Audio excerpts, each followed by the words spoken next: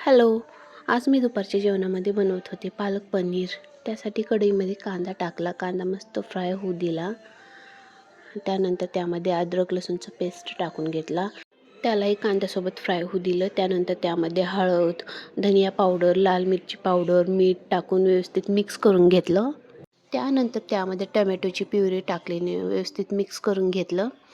Tomato paste, पालकचा paste मी पहिलेच करून ठेवलेला होता. टॅमॅटो प्युरी ही व्यवस्थित त्यात मिक्स करून घ्यायची. त्याला तेल सुटेपर्यंत थोडंसं पाणी टाकून व्यवस्थित शिजू द्यायचं. त्याला ऑइल वरती येईपर्यंत व्यवस्थित फ्राय होऊ द्यायचं. त्यानंतर त्यामध्ये थोडंसं मीठ टाकायचं. मसाल्यांना तेल सुटल्यानंतर त्यामध्ये पालकची प्युरी टाकायची.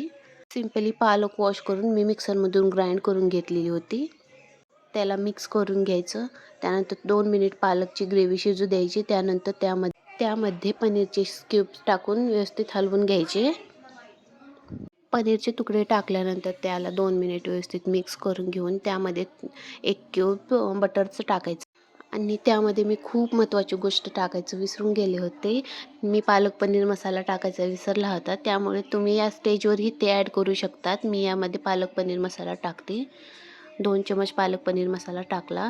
त्यानंतर क्रीम टाकून घ्यायची. त्यानंतर मी त्यात हॉट किचन टाकून घेतलं होतं. तुम्ही अमूल क्रीमही टाकू शकतात. तर मी पुऱ्या लाटून घेतल्या आणि जेवायला घेतलं. श्रीखंड, मसाला भात, पुरी आणि पालक पनीर. Bye bye.